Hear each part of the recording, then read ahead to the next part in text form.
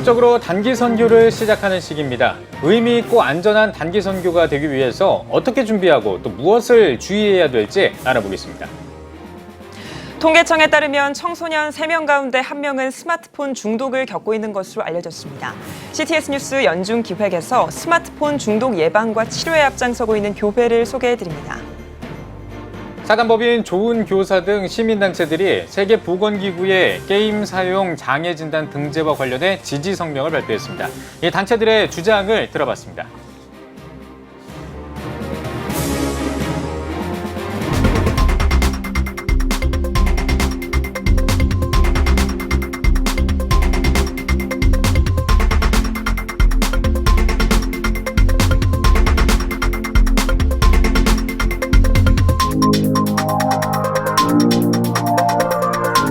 시청자 여러분 안녕하십니까. 6월 19일 CTS 뉴스입니다. 날씨가 서서히 더워지는 여름입니다. 여름방학과 휴가철은 본격적인 단기 선교 시즌인데요. 의미 있는 단기 선교를 위해 무엇을 준비해야 할지 알아봤습니다. 장현수 기자입니다. 대학교 방학이 시작되는 6월 중순 이후부터 많은 교회들이 단기 선교를 준비하고 떠납니다. 특히 휴가철인 7, 8월은 단기 선교가 집중되는 시기. 선교단체들은 준비를 철저히 하는 만큼 단기 선교가 단순한 선교지 방문이 아닌 선교의 기회가 될 수 있다며 준비사항들을 전했습니다. 먼저 선교지를 선정할 때 위험이 적은 국가를 선택해야 한다고 강조합니다. 전문 선교사보다 위기 대처에 미흡한 단기 선교 참가자들이 정치사회적으로 민감한 지역을 찾는 건 아주 위험한 상황을 초래할 수 있다는 겁니다. 외교부 홈페이지와 사단법인 한국위기관리재단 홈페이지를 통해 국가별 여행 정보와 위험 정도를 확인할 수 있습니다. 또 방문 전부터 해당 선교지를 잘 이해하고 있는 선교사들과 긴밀히 연락하길 주문했습니다. 지원품 전달, 교육 프로그램, 마을 봉사 등 단기 선교에서 펼칠 수 있는 다양한 활동 중에 그 지역에 꼭 필요한 것이 무엇인지 알아야 그 부분을 준비하는 데 집중할 수 있기 때문입니다. 단기 선교의 전문성이 부족한 개교회들은 선교단체나 선교협의체의 도움을 받는 것도 도움이 될 수 있다고 전했습니다. 선교단체가 제공하는 다양한 선교교육 프로그램과 위기관리법을 들어두면 체계적인 선교 계획을 짤 수 있다는 겁니다. 짧은 기간 동안 진행되는 단기 선교의 효과가 걱정될 땐 한 선교 지역을 정기적으로 반복 방문할 수 있도록 계획을 세우는 것도 방법이라고 말합니다. 선교사들은 단기 선교라도 연속성을 띠고 진행되면 지역민들과 더 깊은 유대감을 갖고 복음을 전할 수 있다고 강조합니다. 이 짧은 기간을 간 팀들은 연속적으로 간다고 생각을 해야 돼요. 그는 뭐냐 하면 해마다 같은 지역에 같은 사역을 돕는 팀이, 사람은 조금 달라질지 모르지만 그 팀이 계속해서 한 지역을 방문할 때에는 효과성이 굉장히 높아집니다. CTS 뉴스 장현수입니다. CTS 연중기획 다음 세대 대한민국의 희망입니다 시간입니다. 청소년 스마트폰 중독이 날이 갈수록 심각해지고 있습니다. 청소년 10명 중에 3명이 스마트폰 중독이라고 하는데요. 다음 세대가 스마트폰과 인터넷을 바르게 사용하도록 가르치고 중독에 빠져 있는 학생들을 돕고 있는 교회가 있어 찾아가 봤습니다. 최대진 기자입니다.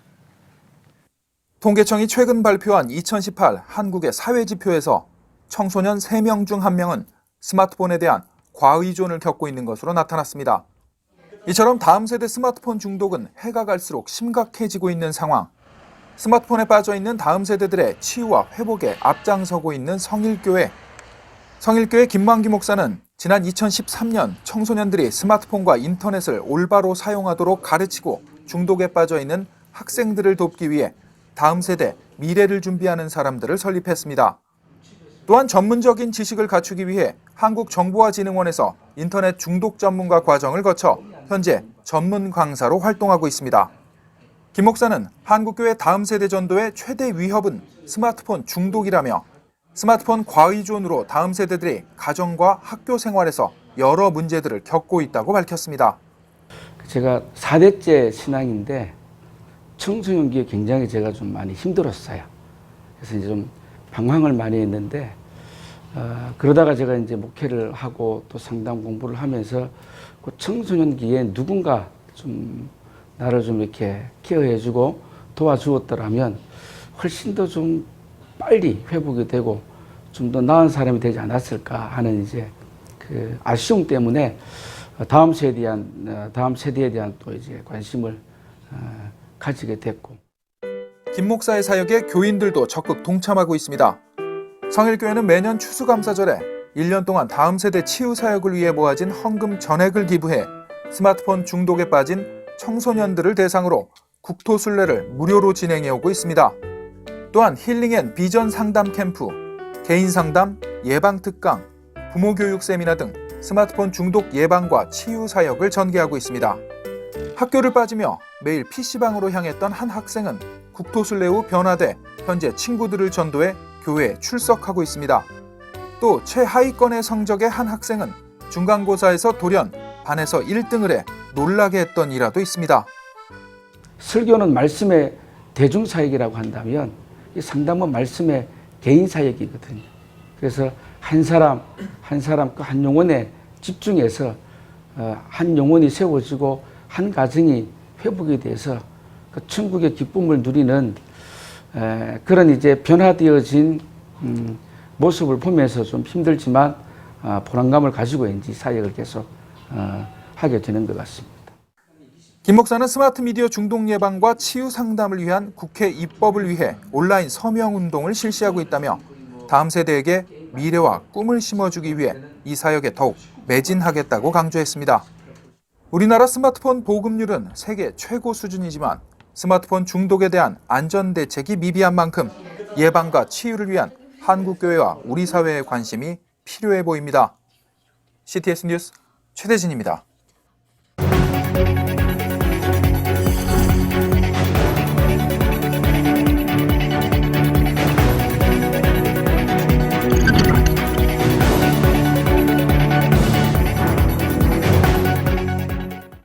이미영 울산시의회 부의장이 지난 1월에 청소년의회 구성 조례안을 만들어 상임위원회에 상정을 추진한 지 6개월 만에 조례안 제정을 철회했습니다. 그 과정에 울산교계가 앞장섰다고 하는데요. 울산 나라사랑운동본부 사무총장인 연세축복교회 권영익 목사와 학부모 김영미 집사를 만나보겠습니다. 현장에 나가 있는 기자 연결합니다. 문희선 기자.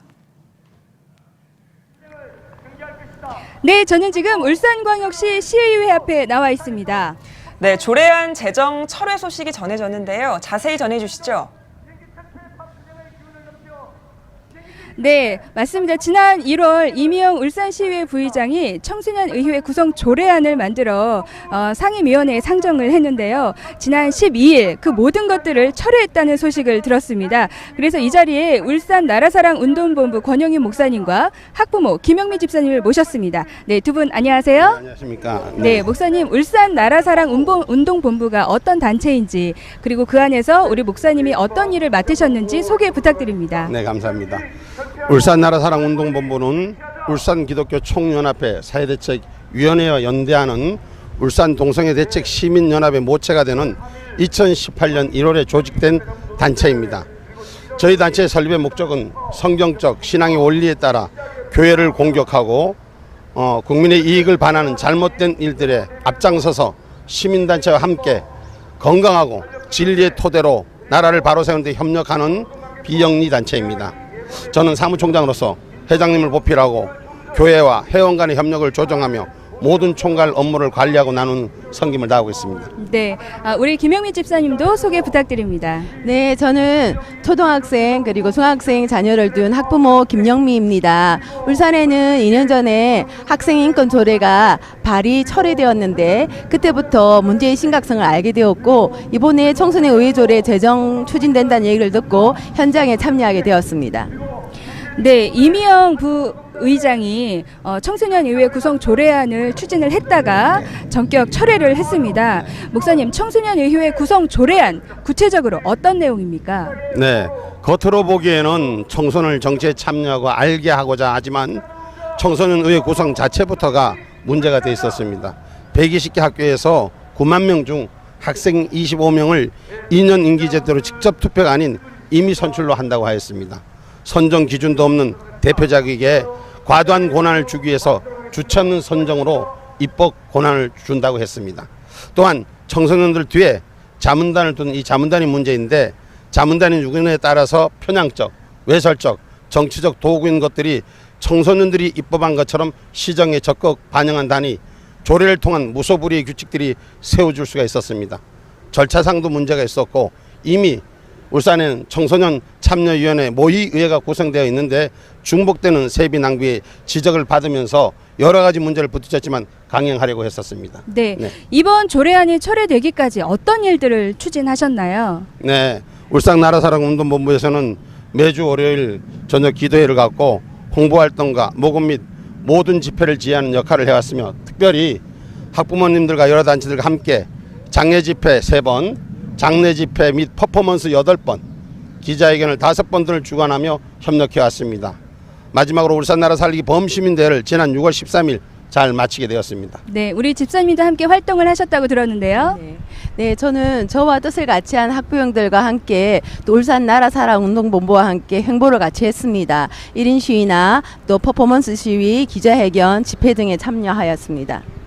네, 청소년 의회 구성 조례안이 끝났다고 해서 모든 것이 해결된 건 아니라고 들었습니다. 네네. 아직도 해결되지 않은 일들이 있다고 들었는데요. 네. 네, 말씀해 주시죠. 네, 모당 소속 의원들이 발의한 청소년 민주시민 교육조례와 청소년 노동인권조례를 2018년 12월에 상정했다가 반대에 부딪혀 미상정된 부분과 철회는 하였지만 지금까지 청소년의회 조례를 발의한 의원이 도가 지나친 거짓말을 보면서 소수를 위해 다수를 피해자로 만드는 또 다른 방법으로 모소속 의원들이 청소년들을 위한 명분으로 조례를 만들어 시도할 것으로 보여집니다.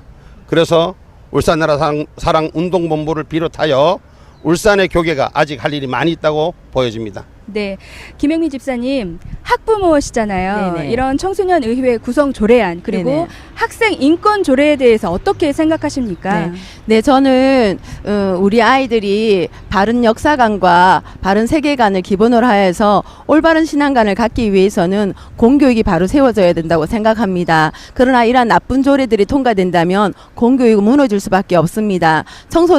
청소년 의회조례 같은 경우는 아직까지 가치 판단이 미성숙한 아이들이 어른들의 정치적 도구로 사용될 우려가 상당히 크고요. 학생인권조례 같은 경우는 이미 실패한 프랑스 68혁명에서 기인한 것입니다.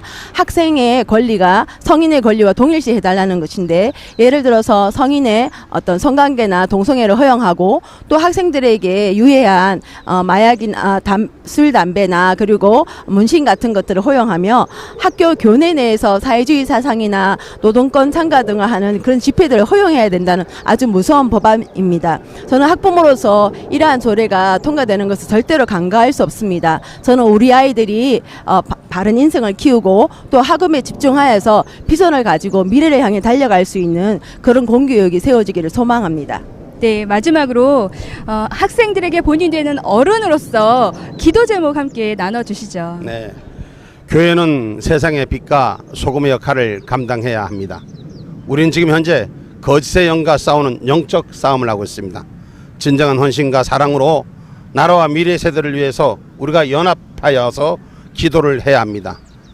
저는 2년 동안 아스팔트에서 동성애 반대를 외쳤습니다. 그런데 요즘 마음이 많이 아픕니다. 왜냐하면 우리나라 대통령이신 문재인 대통령이 스웨덴에서 양성평등이 아닌 하나님의 창조를 거부하는 성평등을 외치시며 성평등이 돼야 우리나라가 복지사회를 이룬다고 합니다. 그 성평등 사회가 우리나라에게 결국 창조적 역사를 반대하고 또한 남침을 침략을 하지 않는 왜곡된 역사를 주장하셨습니다. 우리 미래 세대 이 왜곡된 역사와 하나님의 창조 질서를 무너뜨리는 일에서 우리가 깨어서 서로가 협력하고 우리 교계가 깨어 기도해야 될 줄 믿습니다. 네. 감사합니다. 바쁘신 중에도 이렇게 참여해주신 두 분 너무나 감사드립니다. 네, 감사합니다. 네. 네. 지금까지 울산에서 문희선 기자입니다. 네, 다음 소식 전해드리겠습니다. 제51회 대한민국 국가조찬 기도회에 이어 국제친선 조찬 기도회가 열렸습니다. 기도회에서 해얼음교회 최낙중 목사가 거울 앞에 서서 보라를 제목으로 말씀을 전했습니다. 이어 제51회 대한민국 국가조찬 기도회 김진표 대회장과 두상달 준비위원장이 환영사와 격려사를 전했습니다. 아울러 DP의 야자코 쿠시 가나대사와 한팡밍 중국 정협 외사위 부주임이 축하 메시지를 전했고 미국 국가조찬 기도회 대표단 스티브 사벨리치 목사가 기도 순서를 가졌습니다. 한국기독교총연합회 대표회장 전광훈 목사의 최근 발언과 관련해 기독교계 원로들이 우려를 표명했습니다. 김명혁, 박종화, 전병근 목사와 손봉호 교수 등 31명의 원로들은 성직자는 교회 공동체의 목회자로서 정파나 당파 소속이 아닌 하나님 나라의 소속으로 성직의 공공성을 지켜가야 하는데 전광훈 목사는 교회를 수치의 대상으로 만들고 있다고 비판했습니다. 또 전광훈 목사가 현실 정치인이 되려거나 정치 정당인으로 활동하고 싶다면 정직하게 세속 정치의 욕망을 밝히고 본인의 목사직도 내려놓으라고 지적했습니다.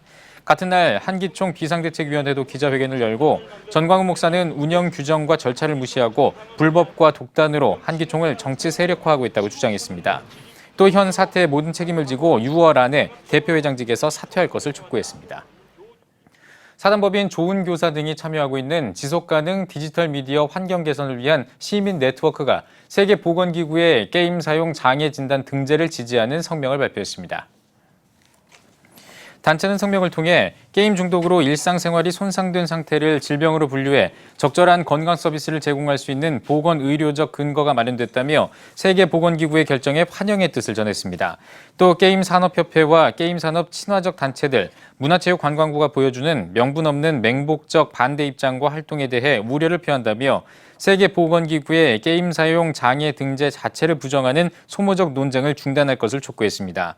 이어 세계보건기구의 결정을 국내 건강 예방 치료 시스템에 적용하기 위한 보건복지부의 후속 대책 등을 요구했습니다.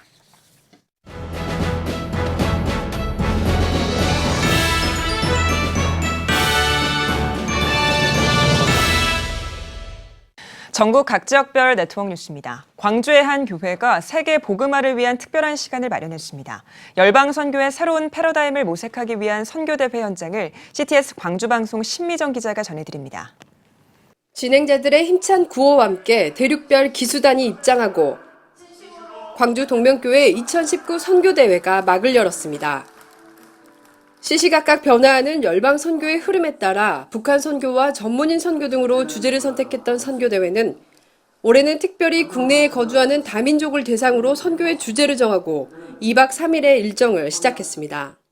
한국은 다민족 시대를 맞고 있습니다. 현재 250만 명 이상의 외국인들이 와서 거주하고 있습니다. 그들이 그들의 문화를 가져오고 종교를 가져오기 때문에 한국 사회는 굉장한 변화가 있을 거고 또 한국 교회는 큰 도전이 될 것입니다. 그러나 다른 한편으로 생각해 보면은 세계 곳곳에 지금 선교의 문이 닫혀가고 있는데 하나님께서 이미 우리나라에 보내주신 사람들을 우리가 선교하도록 우리말로 우리 안방에서 우리가 선교하도록 주신 특별한 기회인 겁니다. 매년 6월에 마련되는 광주 동명교회 선교대회는 전교인이 참여하는 행사로 진행됩니다. 2019 선교대회는 전 세대 부서와 함께하는 문화적인 행사와 더불어 이루어집니다. 내 가까이 있는 이웃을 어떻게 섬길지, 그리고 우리 유학생들이 자기들의 유학적인 친구들하고 어떻게 공감할지를 같이 세대를 통합할 수 있는 그런 선교대회를 준비했습니다. 어느 세대나 공감할 수 있는 선교 비전을 나누기 위해 다양한 형식으로 사흘간 진행된 선교대회에서는 제작자와 함께하는 선교 영화 상영과 북한 음식 체험, 선교사들과 함께하는 예배는 물론 효과적인 외국인 선교를 위한 부서별 선교 리서치 대회가 진행됐습니다. 특별히 중국인 유학생들이 준비한 광주에 거주하는 외국인을 위한 선교 방안도 제시돼 좋은 전략들이 공유됐으며 세대 통합 비전 나눔을 위한 교회 학교별 선교사 멘토링 예배도 함께 진행됐습니다. 선교사 꿈을 한 번 더 생각해보게 된 것 같고 지금부터 열심히 해가지고 나중에 선교사 될 수 있으면 좋을 것 같아요. 한국에서 이중 같은 경우에서 좀 약간 어떤 때는 정체성도 잘 모르고 혼란스러운 상태에는 이렇게 하나님의 복음 좀 다답게 하고 좀 이렇게 이웃 사람처럼 이렇게 타향에서도 사랑을 느낄 수 있는 계기가 되었습니다. 변화하는 시대적 흐름에 따라 이제는 국내에서 펼쳐질 열방 선교. 한국교회의 지혜와 기도가 모여 우리의 이웃으로 함께하는 여러 민족을 미래의 신실한 선교사로 세워갈 수 있기를 기대해 봅니다. CTS 뉴스 신미정입니다. 전주시 장로연합회가 주최하는 원파련 목사 초청 제24회 부흥 세미나가 전주 동은교회에서 열렸습니다. 성령의 열매를 맺는 장로되게 하소서란 주제로 열린 세미나에서 전주 바울교회 원파련 원로 목사는 주님의 성령을 따라 본이 되는 장로들이 돼야 한다며 세상에 믿지 않는 영혼을 위해 기도하며 헌신하자고 전했습니다. 이어 참석자들은 전주 지역과 다음 세대 부흥을 위해 기도했습니다. 부산시 의회가 입법 예고한 부산시 양성평등 기본조례 일부 개정 조례안이 복지환경전문위원실의 시민의견 수렴과 부산시 복지환경위원회 심의 과정을 거쳐 부결됐습니다. 그동안 부산 지역에서 김문기 부산시 의원이 발의한 부산시 양성평등 기본조례 일부 개정 조례안 가운데 젠더자문관 신설을 포함한 일부 내용이 헌법이 명시한 양성평등과 양성평등 기본법에 어긋나고 대다수의 시민의식과도 맞지 않다며 논란을 빚어왔습니다. 부산 동성애대책 시민연합과 건강한 부산 만들기 시민연대 그리고 부산 기독교총연합회에서는 부산시 양성평등 기본조례 일부 개정 조례안의 철회를 촉구하며 반대 집회를 이어왔습니다. 부산광역시 기독신우회가 창립 40주년을 맞아 감사 기념 예배를 드리고 제32회 찬양축제와 사랑나눔 행사를 열었습니다. 호산나교회 유진소 목사의 말씀으로 시작된 행사에는 부산시청과 각 구청 신우회, 소방재난본부, 부산교통공사 등 19개 기관 기독신우회가 참여했습니다. 또 행사에 참여한 신우회원들은 가족들과 함께 준비한 찬양을 선보이며 서로의 사역을 격려하고 은혜를 나눴습니다. 올해로 창립 40주년을 맞은 부산광역시 기독신우회는 직장 복음화를 위한 다양한 활동을 이어오고 있습니다. 울진제일교회와 기독교 문화 찬양축제가 공동 주관한 속초 산불 피해 이재민 돕기 자선음악회가 열렸습니다. 울진 기독교연합회와 협력해 마련한 음악회에는 강병규 목사, 김민석 전도사, 정주현 전도사 등 7명의 찬양 사역자들이 참석해 사명, You Raise Me Up 등을 부르며 속초 산불 피해 지역 주민 돕기에 마음을 모았습니다. 속초의 산불이 발생해서 많은 사람들이 피해를 보고 또 도움의 손길을 기다리고 있습니다. 근데 언제부턴가 우리들 관심에서 사라져 버렸던 그런 안타까운 모습을 보게 되었습니다. 어려움을 당하는 우리 이웃들에게 선을 베풀고 함께 동참할 수 있는, 아픔을 나눌 수 있는 그러한 귀한 기회가 되었으면 좋겠습니다. 이번 음악회에서 모인 헌금 전액은 속초 지역 산불 피해 이재민을 돕는 데 사용될 예정입니다. 그리스도의 교회 협의회 충북지방회가 청주 중앙그리스도의 교회에서 333 영적 부흥운동 충북지역 연합집회를 열었습니다. 강사로 나선 그리스도의 교회 협의회장 임종원 목사는 한국교회가 영적 위기에 처해 있다며 성령으로 치유하고 복음으로 전도운동을 펼쳐야 한다고 전했습니다. 이어 청주 중앙그리스도의 교회 김용강 목사의 인도로 성령 충만과 신앙 회복을 위한 합심 기도가 이어졌습니다. 지난 1월부터 시작한 333 영적 부흥운동은 매일 3차례 정시에 기도하고 성경 3장을 정독하며 3명에게 복음을 전하는 신앙 회복 운동입니다. 경기도 광주시에 있는 광주 감리교회가 불화연방 목사를 초청해 100만인 헌신 예배를 드렸습니다. 오전과 오후 2차례에 걸쳐 진행된 집회에서 불화연방 목사는 구주 예수와 치료자 예수님이라는 제목으로 말씀을 전했습니다. 불화연방 목사는 신앙생활의 목적은 오직 예수님이 돼야 한다며 광주 감리교회 성도들을 권면했습니다. 광주 감리교회는 지난 4월 13일 경기도 광주시 청성로의 새성전을 봉헌하고 말씀으로 새롭게 성령으로 뜨겁게를 올해 표어로 정해 지역 복음 전파에 앞장서고 있습니다. 리뉴얼 셰마 에스라 성경 강좌가 일산 세빛충신교회에서 열렸습니다. 셰마 에스라 성경 강좌는 성경을 읽는 문화를 확산하고 히브리 문화 속에서 어떻게 성경이 만들어졌는지 유대인들의 지혜를 연구하기 위해 마련됐습니다. 강좌는 창세기부터 요한계시록까지 성경 전체를 대상으로 1년 동안 매주 목요일 저녁에 진행될 예정입니다. 특별히 이번 강좌에서는 성경의 내용을 삶 속에서 실천할 수 있는 방법에 대한 연구가 중점적으로 이루어졌습니다. 유대인들의 특히 히브리인들의 문화적 맥락 속에서 성경을 이해하는 게 정말 필요하다고 생각을 했었는데요. 그런 어떤 맥락 안에서 성경을 한 절 한 절 또 흐름 속에서 중요한 것을 이렇게 풀어 주셨습니다. 이제 한국 교회가 영적으로 성장하고 또 더 발전하기 위해서는 1차적으로는 성경을 열심히 읽는 이 운동들이 좀 전국적으로 확산되면 좋겠다. 그래서 큰 그림을 일단 먼저 봐야 된다. 그 다음에 그 숲 안으로 들어가서 큰 그림 속으로 들어가서 자세히 관찰할 때는 이 히브린의 그런 도움이 필요하다. 쉐마적인 그런 안경을 끼고 볼 필요가 있다.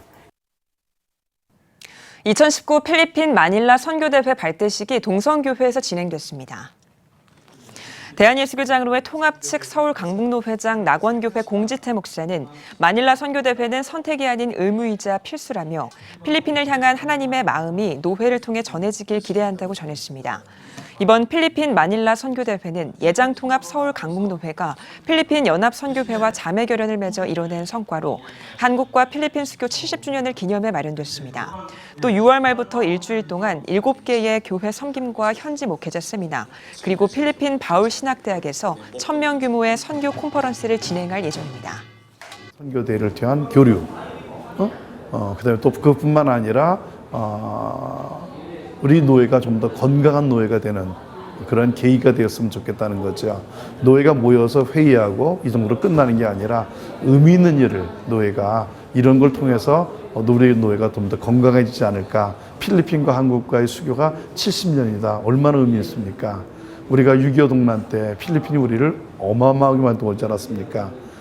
이렇게 또 이런 도움을 준 나라에 우리가 또 가서 함께 복음을 나눈다면 더 의미 있는 행사가 되지 않을까 이렇게 생각을 합니다.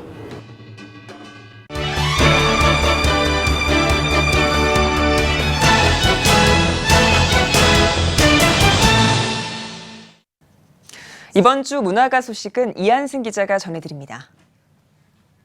애국정신 문화를 알리기 위한 교양지, 애국으로 미래를 가다입니다. 대한민국 국민과 후대에 민족정신을 계승시키고자 책을 썼다는 박두필 씨. 책에는 진정한 애국심에 대한 탐구와 함께 나라를 위해 헌신한 민족주의자들과 3.1운동가, 대한민국 발전에 기여한 인물들, 우리 땅 독도에 대한 이야기에 대해 다루고 있습니다. 시인이기도 한 박 씨의 애국시들도 담겼습니다. 가수 노틸러스가 싱글 앨범을 발매했습니다. 신앙인으로 광림교회 방송실에서 일하기도 하는 노틸러스 노태수 씨. 기타리스트를 꿈꾸던 그는 예술고등학교에 진학해 작곡가 노래에도 눈을 뜨게 됐습니다. 노태수 씨는 군정병으로 복무할 때 찬양 인도를 맡으며 신앙도 깊어지고 노래 실력도 늘게 됐다고 전했습니다. 과거 가수 준비 과정이 일반 가수들과는 조금 달랐다는 노 씨. 40일 동안 새벽 기도로 진행되는 광림교회 호릅산 기도회에 참가하며 기도로 데뷔를 준비한 겁니다. 음원 유통과 홍보 과정에서 우여곡절을 겪을 때마다 더 기도하게 됐다고 말합니다. 제가 이제 호렙산 기도 40일 새벽 기도를 하면서 제가 가수로서 잘 되고 싶고 그런 마음도 있었지만 다시 교회로 돌아와서 하나님 앞에서 찬양하고 하나님과 더 가까이 지낼 수 있도록 해달라고, 그게 가장 큰 기도 제목이었던 것 같습니다. 기도로 성장한 노틸러스의 비전은 감탄보다 감동을 주는 아티스트로 롱런하는 겁니다. 에너지와 힐링이 되는 음악을 하며 청중과 어울리는 소셜 뮤지션이 되겠다는 포부를 밝혔습니다. 신곡 우짜요에도 그런 뜻이 담겼습니다. 사람들에게 기억되고 영원히 끝까지 하나님 앞에서 노래할 수 있고 사람들에게 감동을 줄 수 있는 그런 가수가 되고 싶습니다. CTS 뉴스 이한승입니다.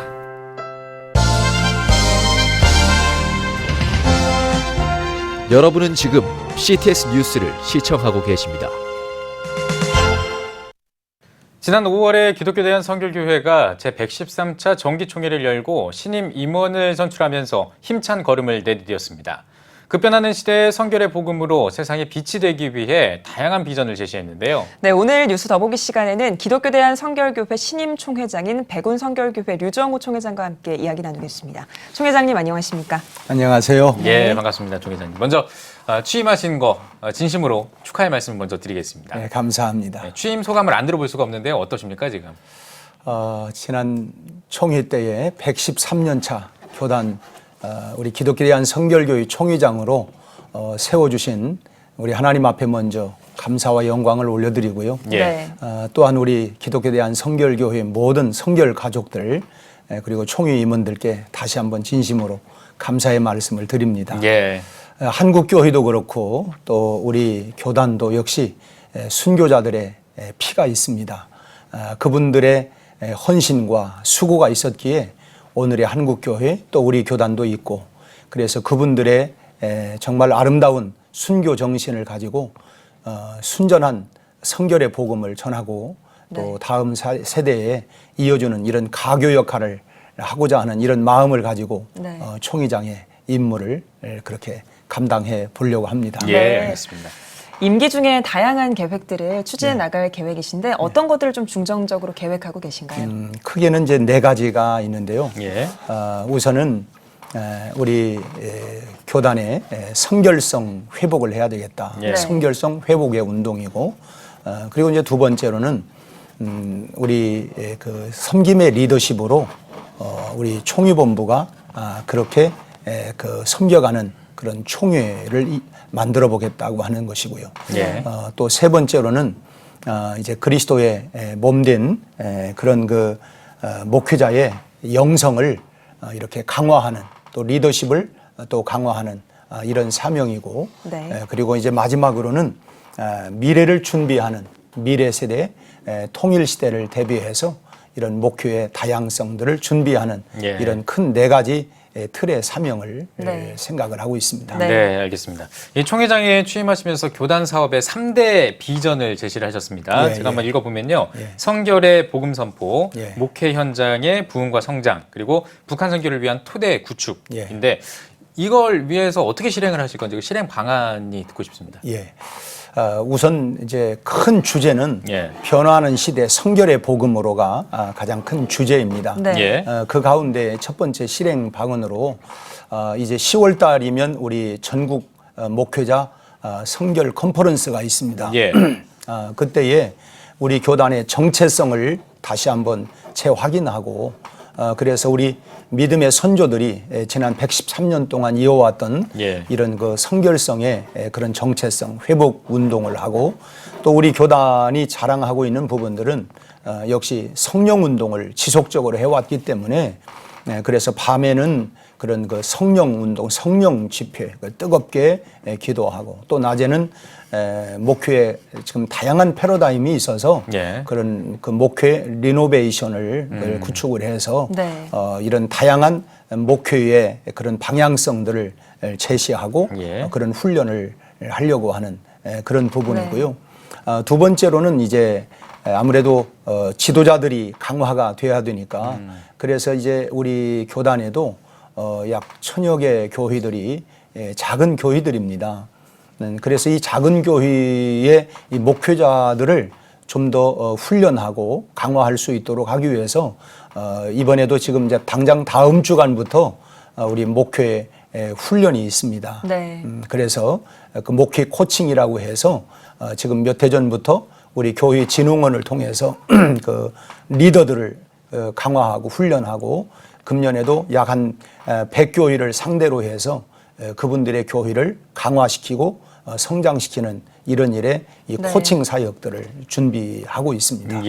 이런 사역들을 지금 훈련하고 지금 강화하고 있는 상황이고 그다음에 이제 북한 선교에 관해서는 지금 이제 그 탈북민들이 많이 생기고 있고 이제 곳곳마다 이제 탈북민들이 모이는 교회도 있지만 우리 교단에서는 금년에 이제 그들을 위한 교회를 좀 세우고 그래서 지속적으로 관심을 갖고 또 교회를 지원하려고 하는 이런 그 준비를 하고 있습니다. 또 그런가 하면 이제 북한에도 과거에 우리 82개의 그 지금은 이제 뭐 우리가 갈 수 없는 이런 상황이지만 통일 시대를 대비해서 그 교회들을 복원하고 하려고 하는 이런 준비들도 지금 하고 있고 그런 크게는 이런 3가지를 준비하고 있습니다. 이번에는 한국교회 다음 세대에 대한 이야기를 나눠보려고 하는데요. 한국교회 다음 세대 위기가 사실 어제 오늘의 이야기는 아닙니다만 교단 차원에서 어떤 전략을 갖고 있는지가 좀 궁금하거든요. 어떤 것들이 있을까요? 사실은 이 부분들은 예고된 부분이고 지금 뭐 큰 문제는 저출산이 당장 우리가 0.98명으로 이렇게 떨어진 이런 상황이고 또 과거에는 뭐 신앙의 다음 세대 믿음의 가문을 이어져 나갔는데 지금은 소위 중직자 가정에서도 자녀들이 교회를 떠나버린 이런 사람들도 상당수가 많이 있습니다. 그래서 이제 저는 어쨌든 믿음의 가문을 이어나가는 것이 우선 가장 큰 타이틀이 되어져야 될 것 같고요. 예. 그리고 또 이제 끊임없이 뭐 복음 전도하는 것은 뭐 계속해서 주님 오시는 그날까지 교회가 해야 할 일이지만 당장 인구 절감의 그런 요인도 있지만은 지금 말씀을 드린 것처럼 우선은 신앙의 대를 이어나갈 수 있는 이런 그 운동을 펴야 되겠고요.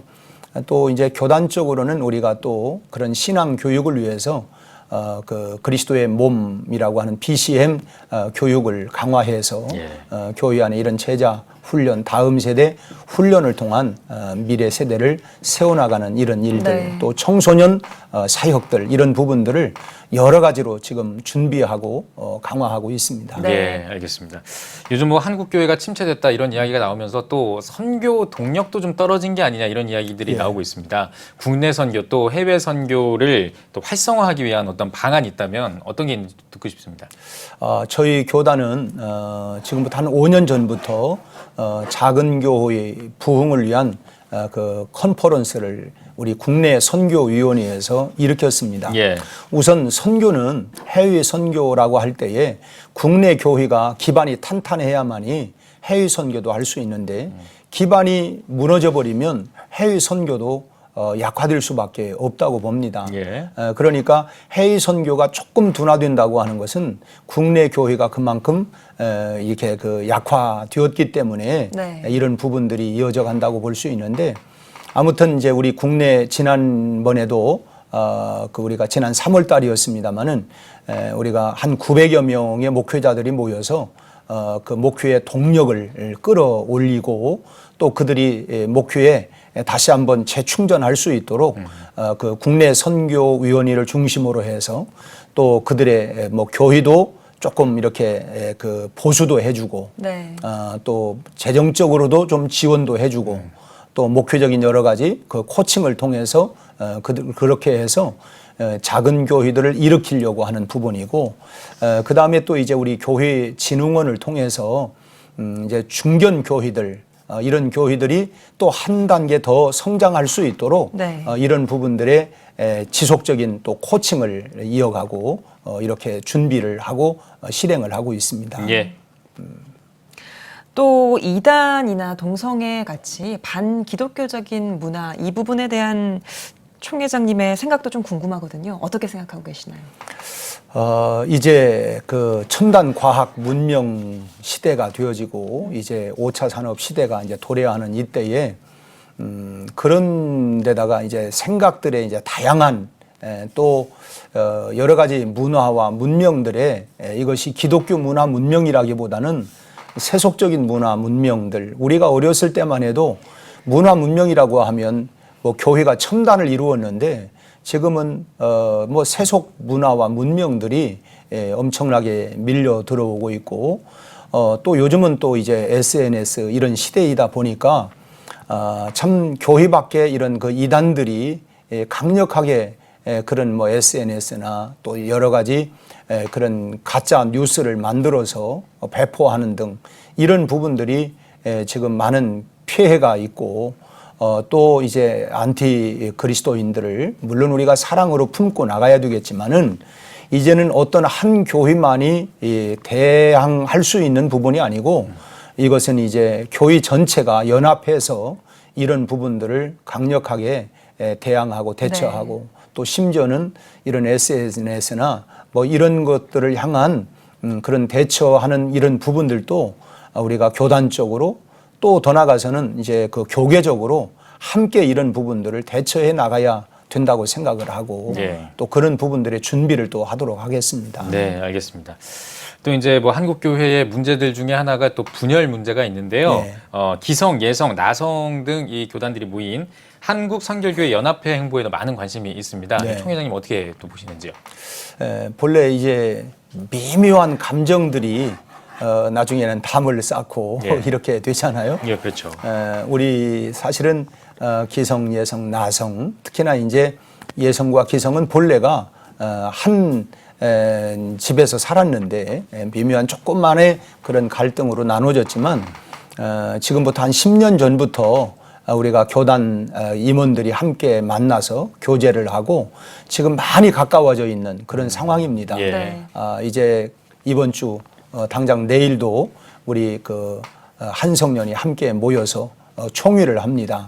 그렇게 해서 지금 그 한 발씩 해서 뭐 삼겹줄이 되어져야 큰 힘을 발휘할 수 있고 그래서 우리 지금 3개 교단이 지금 여러 가지 뭐 공과도 서로 교류하고 평신도들이 서로 교류하고 이렇게 하면서 지금 많이 친밀해진 가운데 있고 한국교회의 연합운동을 우리 한성년에서부터 열심히 펼쳐가도록 저도 그런 생각을 가지고 있습니다. 예, 알겠습니다. 자, 이제 마지막 질문인데요. 한국교회와 성도님들께 한 말씀 해주시고 오늘 대답 마무리하겠습니다. 예, 우리 한국교회가 뭐 늘 기독교 역사는 고난의 역사이고 예수님의 역사가 십자가 고난의 역사인데 다들 힘들다 어렵다고 얘기들을 합니다. 사는 것도 어렵고 힘들다고 하지만 그러나 성결의 복음이 대안이라고 저는 믿고 있고요.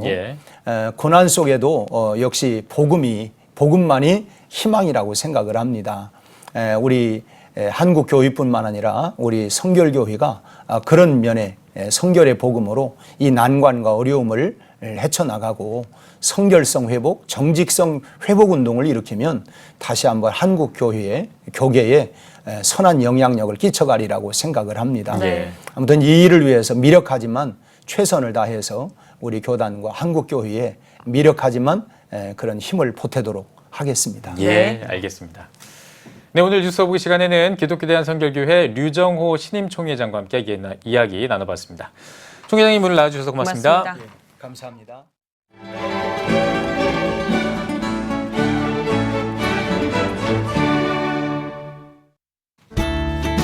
오늘은 전국이 흐리고 가끔 비가 오겠습니다. 낮 최고 기온은 17도에서 30도가 되겠습니다. 주간 날씨에 봅니다.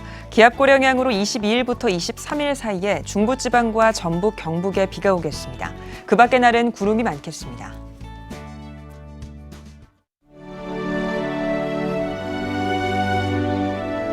백만인 기도운동에 새롭게 참여하신 분들입니다.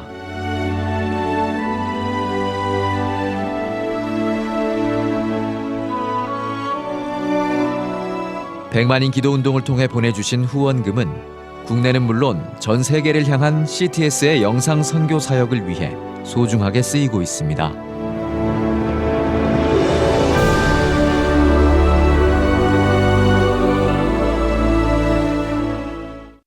CTS 뉴스 오늘 순서 여기까지입니다. 시청해주신 여러분 고맙습니다.